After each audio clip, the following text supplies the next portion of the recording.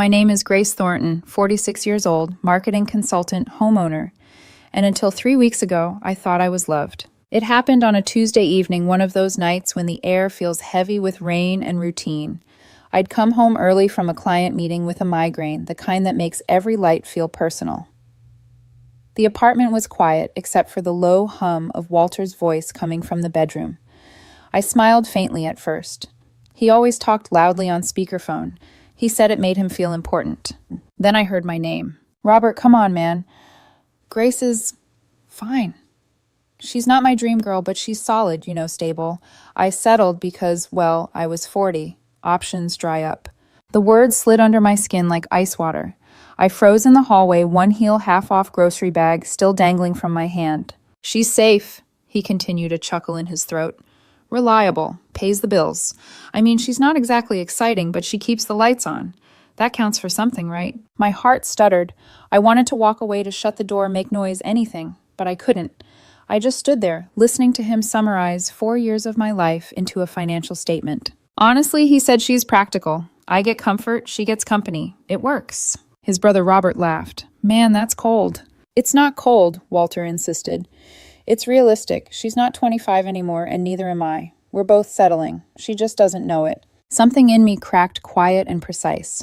I'd built my life around calmness, steady career, clean apartment, predictable love. I thought predictability was safety, but in that moment, it felt like suffocation. He settled, for me. I pressed my back to the wall, watching the shadow of him pacing inside the bedroom. The man I'd shared.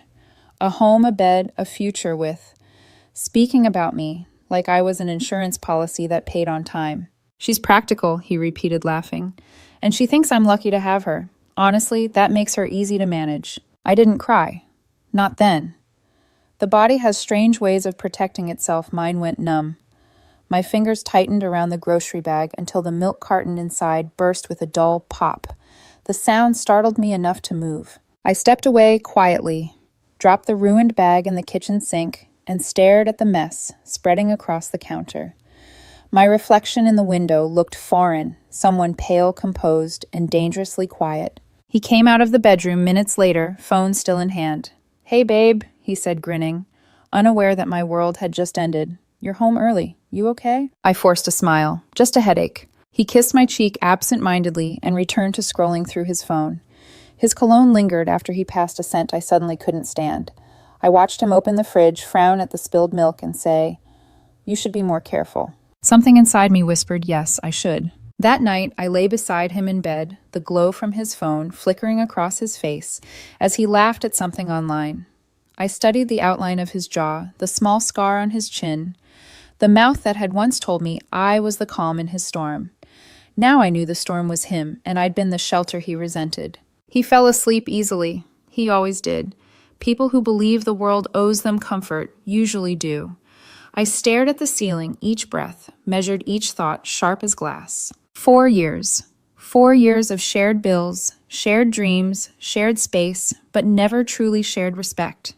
4 years of subtle jabs disguised as jokes. You don't really understand fashion, do you? You should smile more. It softens your face. You're lucky I don't care about appearances as much as other guys. I'd laughed those comments off. I'd told myself he was insecure, that love meant patience. Now I realized I'd mistaken tolerance for love. The rain started tapping against the window, soft at first, then steady. Walter mumbled something in his sleep, turning away from me. I whispered into the dark, You think you settled for me? My voice sounded foreign, steady, deliberate. I wonder what you'll call it when I walk away. For a long time, I watched the city lights blur through the rain.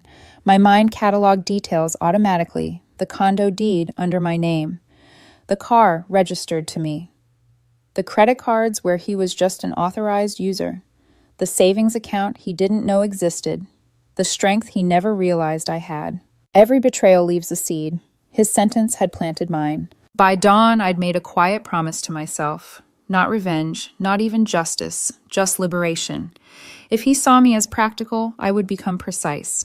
If he thought I was easy to manage, I'd vanish in a way that couldn't be undone. Walter woke late, stretching with the lazy entitlement of someone who believes the world waits for him. Morning, he said, yawning. You look tired. I smiled faintly. Couldn't sleep. Maybe try that yoga app I got you. It's supposed to help women your age relax. Maybe I'll try that, I said softly, already picturing the silence that would fill this apartment once I was gone. He kissed my forehead without looking at me, then wandered off humming. The door shut behind him with a click that echoed longer than it should have. I stood there alone, barefoot on the cold tile, the first light of morning breaking across the countertop. My reflection stared back from the glass door, calm, controlled, dangerous, in a way even I hadn't recognized yet. He thought he'd settled for me. He was about to learn what it felt like to lose everything he took for granted. For the next 3 days, I played my part like I'd been rehearsing for it my whole life. Grace Thornton, the dependable partner, the calm woman who never overreacted, the same woman Walter had labeled practical. He had no idea that beneath my smile, I was dismantling the entire structure of his comfort piece by piece. The first morning after that night, I woke before him and brewed his favorite coffee, the imported beans he insisted on, but never paid for. I poured it just the way he liked, 2 sugars, splash of almond milk, cinnamon dust on top. When he stumbled into the kitchen, stretching like a king in his own palace, I smiled warmly. "Morning," I said. He kissed my cheek absently. "You're the best, babe." He didn't notice how my eyes followed the way his hand hovered over my wallet on the counter, the one I always left there, by habit. He pulled out my card and said, "I'll grab lunch later with Robert.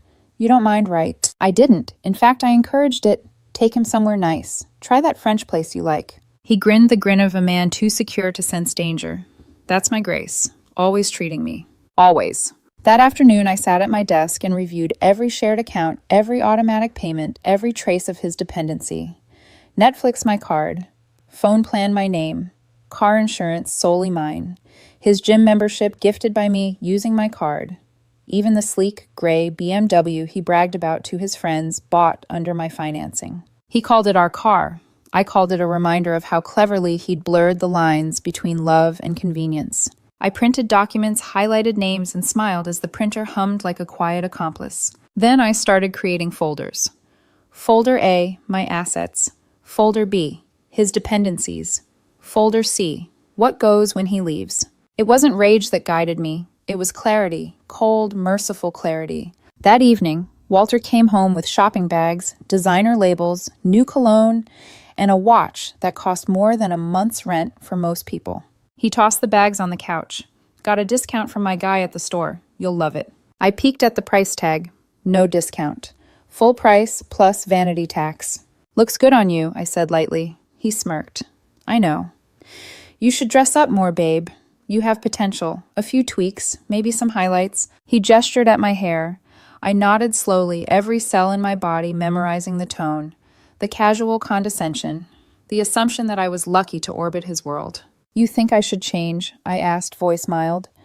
He didn't catch the undertone. "Just a little. Men are visual creatures, Grace. Presentation matters." "I'll keep that in mind," I said softly. "After all, you never know when presentation makes all the difference." He winked, satisfied with himself. "See, that's why you're great. You listen." If only he knew how carefully I was listening now. The next day, while he bragged about his men's wellness retreat scheduled for the weekend, a luxury spa trip I had unknowingly paid for, I began preparing my escape. He stood in the living room packing supplements and cologne into a sleek duffel. "5 days, babe. Don't miss me too much," he said. I smiled. "You deserve the break." He paused, surprised. "Wow, you're being so supportive. Usually you act like I'm wasting money." "Not at all," I said, voice velvet smooth. "It's money well spent." He laughed and kissed me, tasting of arrogance and expensive coffee. As soon as he turned away, I texted my lawyer, finalize everything for Monday. That night I went through his drawers, not to snoop, but to count. Count the things he valued more than me. Designer belts, colognes, watches, photos from old parties where he posed with women like props. Then I found a letter from a cosmetic clinic, his appointment for a hairline transplant consultation. He'd told me it was a business meeting. I laughed silently. The irony of a man obsessed with youth depending on a woman he thought was aging out of his league. My hand hovered over the letter for a moment. Then I folded it neatly and left it in his drawer. I wanted him to find it later and remember that I knew. On Friday night, we went out for dinner. He wanted sushi. I wanted silence. The waiter handed him the bill. Without hesitation, he slid it toward me. "Thanks, babe." I smiled sweetly, pulled out my card, and said, "Of course." But before handing it over, I glanced at him. You know, I said, sometimes I think about where I'd be if I hadn't met you. He looked intrigued. Hopefully not alone, he joked. Maybe not, I replied, but maybe more awake. He frowned, confused, but I was already handing the card to the waiter. That small flicker of unease in his eyes, that was my appetizer for the night. Later in bed, he reached for me, half distracted, murmuring compliments that felt memorized. I let him. Not out of affection, but out of curiosity. I wanted to see what it felt like to say goodbye to someone without telling them. As he fell asleep, his arm heavy across my stomach, I stared at the ceiling again. Only this time, I wasn't trapped. I was counting hours. 12 more until his Uber arrived. 15 until silence. 20 until freedom. My breathing slowed, sinking with the rhythm of a plan solidifying in my mind. He thought I was dependable, predictable, contained. He'd never met the part of me that had been quietly saving, quietly preparing, quietly learning to disappear. Tomorrow, he'd go to his spa retreat, his men's journey of rejuvenation. And when he came back, rejuvenated or not, there would be no grace, no home, no comfort, and no version of his life left to return to. Because I wasn't going to confront him. I was going to erase myself from his story. As the clock hit midnight, I whispered the same words that had haunted me since that phone call. You settled. Then softly, almost smiling, I added, and so will I, just not for you. Walter left at 7:02 a.m., sharp, humming a pop song and dragging his sleek duffel bag toward the waiting Uber. He kissed me on the forehead before he left, still smelling like the cologne I'd bought him. Try not to miss me too much, babe, he said. Oh, I won't, I replied, smiling. He laughed, thinking it was a joke. The moment the elevator doors closed, I exhaled a breath I didn't realize I'd been holding for 4 years. Silence. Not the peaceful kind, the powerful kind. The kind that fills the air when you know you've just taken control back. I walked to the window, watched his Uber disappear down the street, then turned back to the apartment, his temple of vanity, my prison of politeness. The morning light exposed everything I'd been pretending not to see.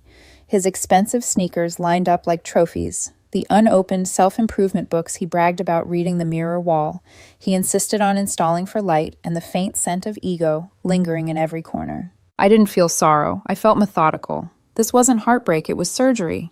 By 8:11 a.m., I was on the phone. Hi, this is Grace Thornton. I need a same-day moving service. Discreet, please. I'll pay extra for speed. Discreet, the dispatcher asked. Yes, I said, glancing at Walter's photo on the wall. Him grinning arm draped around me like a medal. Very discreet. She hesitated. When do you need them now? By 9:15, 2 movers arrived, young, efficient, silent. They didn't ask questions when I pointed at the furniture and said, everything that looks expensive, pack it carefully. It's mine. By noon, my paintings, work, desk books, and grandmother's piano were loaded onto the truck. I left the furniture. Walter claimed to have chosen the faux marble coffee table, the ridiculous velvet couch, the neon good vibes only sign. They could rot here. As I worked, I noticed how easy it was to untangle myself from him. Every item that left made me breathe easier. Next, call my lawyer, Elaine. She'd helped me with estate planning years ago. When she heard my tone, she didn't ask for details.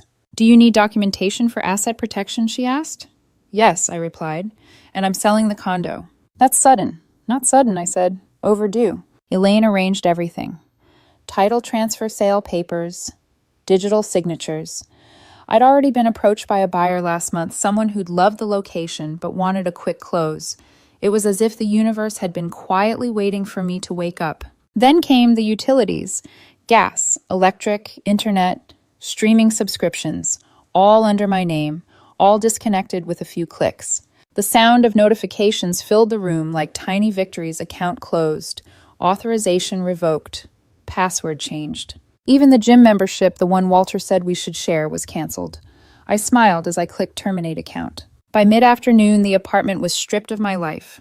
What remained looked hollow, like a stage set built for someone else's performance. I walked to Walter's side of the closet, his designer shirts arranged by color, his collection of watches displayed like museum artifacts. One by one, I packed them neatly into boxes. Not out of kindness, out of precision. He'd always accused me of being too clinical. This time I wanted to live up to it. I even bubble-wrapped his cologne bottles.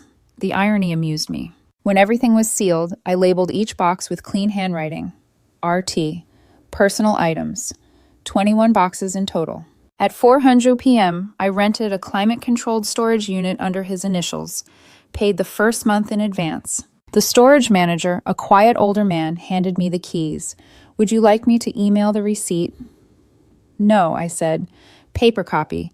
I want him to touch it. Back at the condo, I placed the small envelope on the kitchen counter. Inside, the storage unit key, the address, one note on white stationery. Walter, your belongings are safe.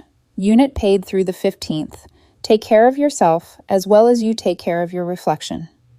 G.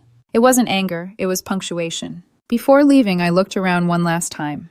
The empty apartment shimmered in the late afternoon light. Without his noise, without his ego, it was finally beautiful, minimalist, clean mine. I imagined his return the key, turning the door, opening his confusion spreading like ink, the silence greeting him louder than any argument could. Not revenge, not even justice, just truth. He once told me I was predictable, so I decided to surprise him in the quietest way possible by removing myself entirely. At 6:10 p.m., I slid the condo keys into a small envelope, addressed to my realtor, and walked out. No suitcase, no drama. Just a woman with a plan and an ending written in her own hand. The elevator descended smoothly, reflecting my calm face in its mirrored walls. My pulse didn't race. My breathing was steady. When the doors opened, I stepped out into the night air, free for the first time in years. As I walked toward my new apartment, I realized something he'd always seen me as stable. He was right. I was the foundation he stood on. And now I'd finally let him feel what it's like to fall. Walter came back on Sunday evening, suntanned, smug, and humming some spa playlist that promised mindful masculinity. He was still wearing his white linen shirt opened 2 buttons too low, revealing the spray tan line at his chest. He wheeled his luggage down the hall, probably imagining my arms waiting to greet him. The door didn't open. He tried the key again. Nothing. He frowned, jiggled the handle, knocked twice, then harder. Grace, babe. Did you lock the deadbolt again? No answer. Just the echo of his voice bouncing through the hallway. He bent down, peering through the narrow frosted window, expecting to see the familiar glow of his scented candles and our my home. But all he saw was emptiness. No couch, no rug, no mirror wall.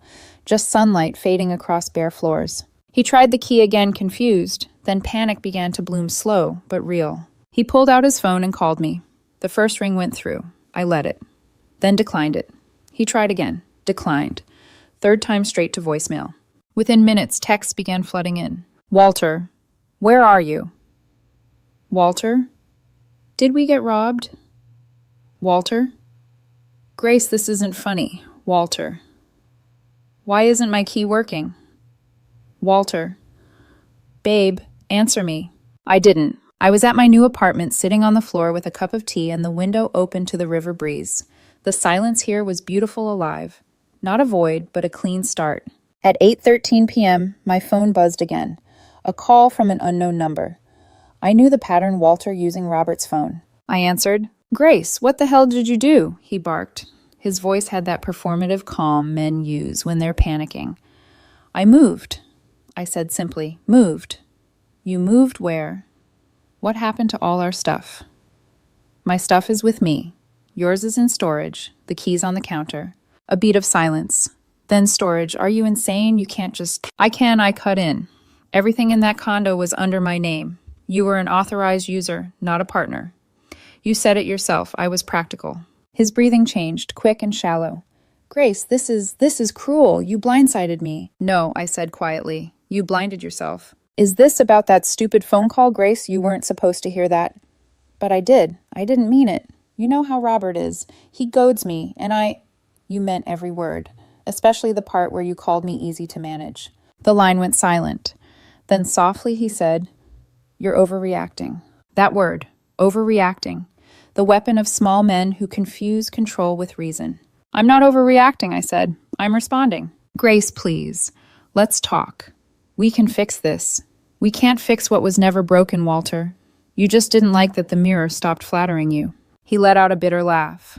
You think you're some hero now? You're a coward, Grace, walking away instead of facing things. I smiled to myself. No, I faced you long enough. This is me turning towards something better. Where am I supposed to go? He demanded, voice cracking for the first time.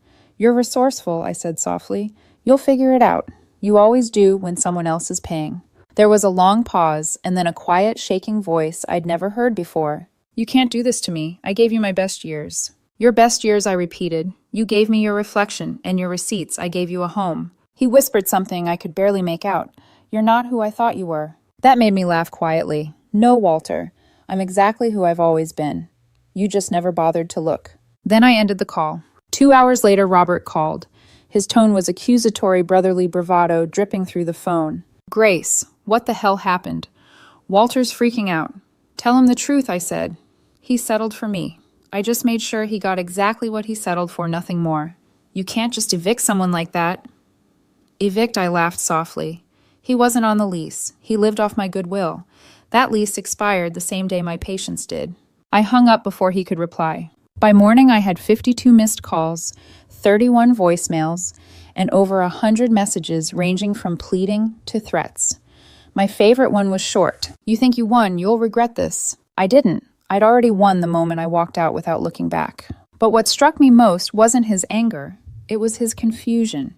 He truly couldn't comprehend how the woman who folded his shirts, cooked his meals, and quietly tolerated his small cruelties could dismantle his world in a single weekend. He thought love meant endurance. He mistook silence for weakness, and now that silence was his punishment. 2 days later, Elaine called to confirm the sale of the condo. The new owners would move in next week. Clean transfer, she said. No loose ends. Perfect. I changed my number that afternoon.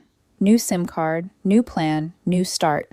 The old number I left on silent just to see what he'd do with it. At 10:17 that night, one final voicemail came through before I disconnected it for good. Walter's voice breaking for the first time. Grace, I don't understand what you're doing. You're destroying everything we built. You're supposed to be the stable one, the good one. You're proving me right. You're heartless. A pause. A ragged inhale. Please.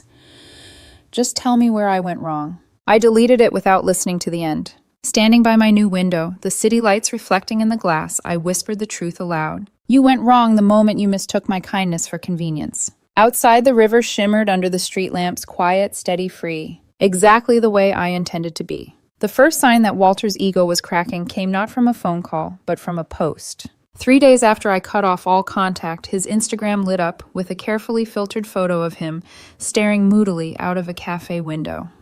Caption: When someone betrays your loyalty, they only betray themselves. Hash healing. Hashtag new beginnings. Hash self-love. The comments poured in immediately.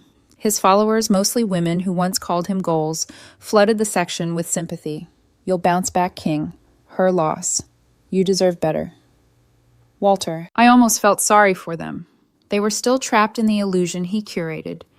The one where he was a successful, self-made man who carried women through life instead of being carried by them. Almost. The next day, another post, Walter posing in front of the empty condo building, pretending it was still his. Caption: Moving out by choice. Time for bigger things. Bigger things, perhaps like humility. But karma is patient. By that evening, someone commented, "Didn't Grace own that condo?" And just like that, the first crack spread. Within hours, screenshots of his old posts resurfaced, the ones where he'd bragged about dating smart, not hard, or joked about finding financially stable women with emotional availability. The comments turned sharp. So you used her and got used up, huh? Bro's the main character in his own scam. The math is mathing, and it says you were a kept man. The illusion shattered fast.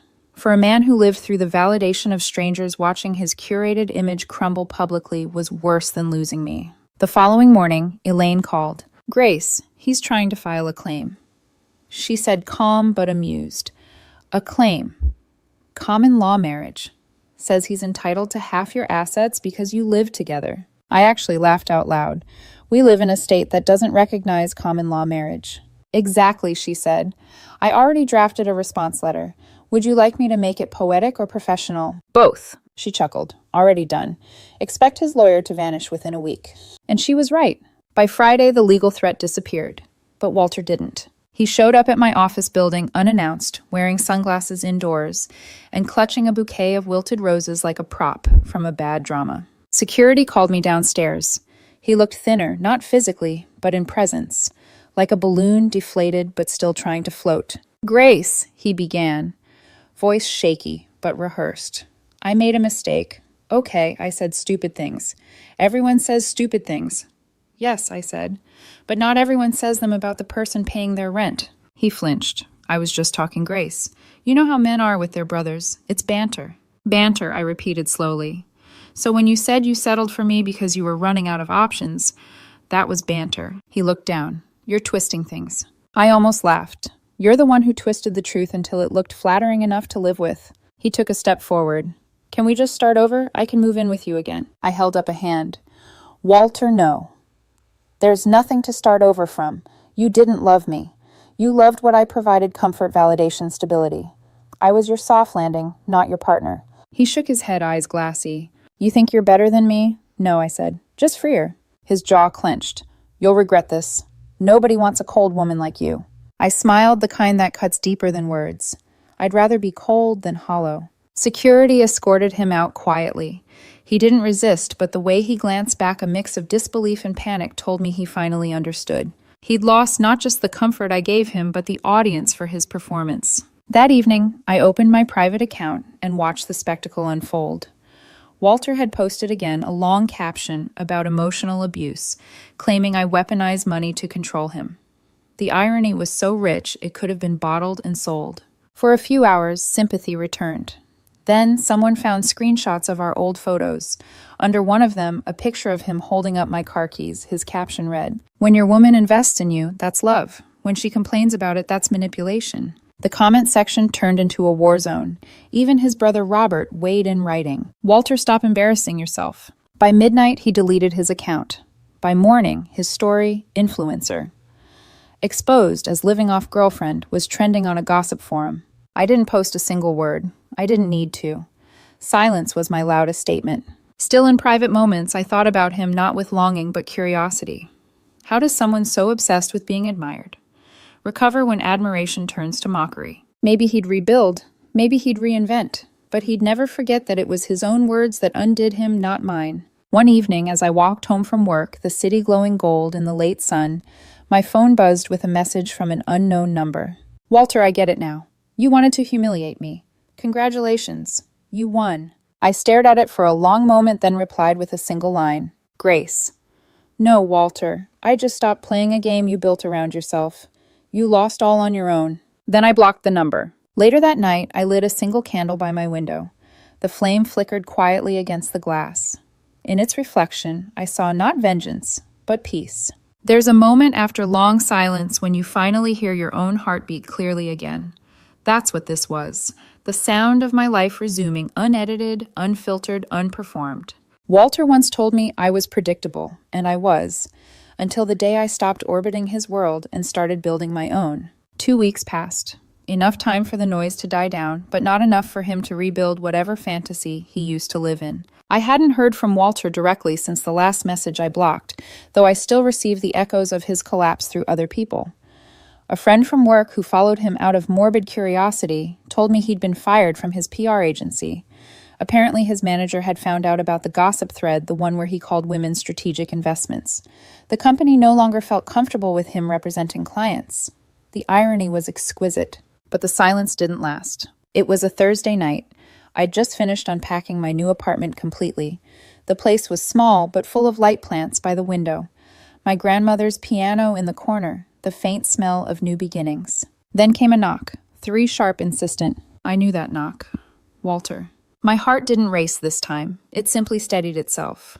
I opened the door, halfway, the chain still on. He stood there, rain-soaked, holding a half-empty bottle of wine and looking 10 years older. His shirt was wrinkled, his shoes, muddy eyes, bloodshot. Grace, he said, forcing a smile. You look incredible. He was trying for charm, but it came out brittle. What do you want Walter to talk? There's nothing left to say. Please. His voice cracked. Just one night. I have nowhere to go. Robert kicked me out. My mom won't answer my calls. I'm staying in a motel by the freeway. He looked at me as if that fact should earn him pity. I studied him for a long moment, the once polished man now unraveling under the weight of his own reflection. I'd imagined this scene before, back when I was still angry. In those fantasies, I'd slam the door.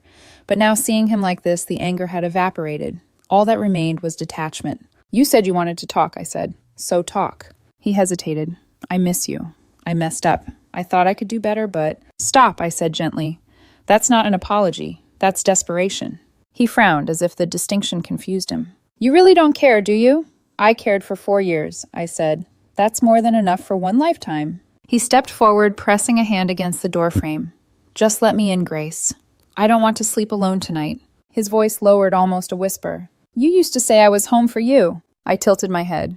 Yes, but homes can burn down. He winced, his bravado faltering. You're cruel. I shook my head slowly. No, Walter. I'm clear. He tried another tactic, the one that had always worked before. His eyes softened, his tone turning wounded.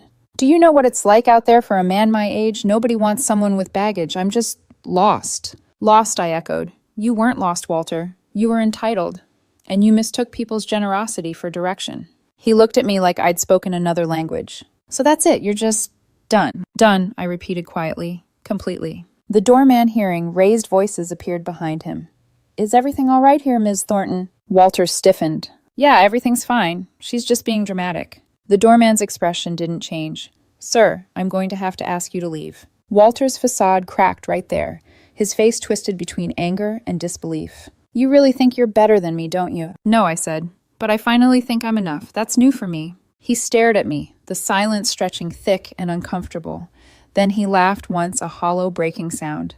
You're boring, Grace. Cold. No wonder I settled. For a moment I saw the flash of the old Walter, the cruelty he wrapped in charm. But it didn't land anymore. It was like watching a magician repeat a trick you've already figured out. Then why are you here? I asked softly, begging to stay. He didn't answer. The doorman took a step closer. Sir. Walter turned, shoved the bottle into the trash bin, and walked away. Shoulders slumped, shoes splashing through puddles. I watched until his silhouette disappeared under the streetlight. When I closed the door, I didn't cry. I didn't smile either. I just stood there in the quiet, the faint hum of the city outside mixing with my own steady breathing. For the first time in years, I realized my silence wasn't empty anymore. It was peaceful. He used to call me predictable. He used to say I lacked passion. But the truth was simpler. I had passion. I just spent it on keeping him stable. Now it belonged to me again. I walked to the piano, pressed a single key, and let the note linger. It filled the room, soft, haunting, alive. A single sound that said everything words couldn't. You wanted a mirror that adored you, I whispered to the empty air, but I became one that refused to flatter. And that finally broke the spell. It's been 3 months since that night at my door. 3 quiet, luminous months, the kind that rebuild you in ways noise never can. Some mornings I still wake expecting to hear Walter's cologne, his playlist, his half-hummed confidence echoing down the hallway. But then I remember that silence is mine now. And it's beautiful. My days have a rhythm again, one that belongs entirely to me. I start with coffee on my balcony overlooking the river. The same river I used to only glance at through a car window while rushing to his errands. Now I take time to notice things, the shimmer of light on the water, the laughter from joggers below, the smell of wet stone after rain. I joined a painting class 2 blocks away. At first I told myself it was just to fill time. But the first moment I dipped a brush into color, something inside me unclenched. There's a quiet miracle in creation when your hands remember joy that your heart forgot. Occasionally, I still hear fragments of Walter's aftermath from mutual acquaintances. It's strange how the world doesn't stop collapsing for people who believe it revolves around them. He lost the BMW. The storage company auctioned off his boxes when he didn't pay the fee. Someone told me his mother finally took him in until he gets back on his feet. She apparently made him mow the lawn and attend therapy. Small justice, poetic in its simplicity. He's working freelance now, doing marketing gigs for small clients, the same kind of work he once mocked me for doing. A friend showed me one of his recent posts, a photo of him meditating by a window captioned, "Learning to let go of toxic people and expectations." I didn't feel anger, just an odd tenderness, the kind you feel for a ghost who no longer knows your name. Then one evening, my phone lit up with a new message from an unfamiliar number. The preview froze me for a second. Walter, using his mom's phone, I wanted you to know I started therapy. Not to win you back, just to figure out how I became this version of myself. You deserve better. I'm sorry. I stared at it for a long time. For the first time since everything began, his words didn't sting. They simply ended. I didn't reply. Forgiveness. I realize doesn't always require communication. Sometimes silence is the most merciful closure. Life feels lighter now. I've started cooking again, real meals, not the hurried dinners I used to make while he criticized my seasoning. My friends visit often, bringing laughter that fills the small apartment with warmth. I even adopted a plant, a fiddle leaf fig, that somehow keeps thriving despite my inconsistency. Maybe it recognizes freedom too. And once a week, I have coffee with Noah, a fellow painter from class. He has a quiet way of listening, of not trying to fix or claim anything. The first time we met, he insisted on paying for his own drink. It startled me how something so small could feel so disarming. Noah never asks about Walter, and I never bring him up. It's as if my life before this version of me has become a language I no longer speak. Last week, I ran into Walter's mother, Mrs. Donovan, at the grocery store. She greeted me with that careful, maternal warmth reserved for someone who used to be family. "Grace, dear," she said, placing her hand over mine. "You look peaceful. I hope my son didn't destroy that for you." I smiled. He tried. But peace doesn't belong to anyone else. She sighed, shaking her head. He needed this. We raised him thinking he could do no wrong. Maybe he's finally learning humility. I thought about that for a moment. Maybe we all are. When we parted, she pressed a small lavender sachet into my palm. "For calm energy," she said with a wink. "I already have plenty," I replied softly. That night, I stood by my window, the same place where I'd once watched the rain blur my reflection. Now the glass held something else: color, stillness, power. I thought about the woman I used to be, patient, careful, always trying to make a relationship work. The one who tolerated small cruelties because she feared the silence after them. She's gone, but I'm grateful for her. She was the bridge I walked across to reach myself. There's a single line I wrote on a sticky note above my desk now. Never confuse being needed with being loved. It's become my compass. Because love, real love, isn't an exchange of comfort for convenience. It's choosing each other freely without fear or debt. I'm not sure what comes next. Maybe more painting. Maybe more coffee with Noah. Maybe just more mornings where I wake up knowing my life is finally completely mine. When people ask how I managed to leave, I tell them this. It wasn't revenge. It wasn't power. It was clarity. The moment I realized peace was an option, Walter thought he settled for me. But the truth is, I was the one who settled for less, for silence, for someone who needed worship more than partnership. And when I finally stopped settling, I didn't just lose him. I found myself. The day he went to his spa retreat, the day he thought he was renewing himself, was the day I finally came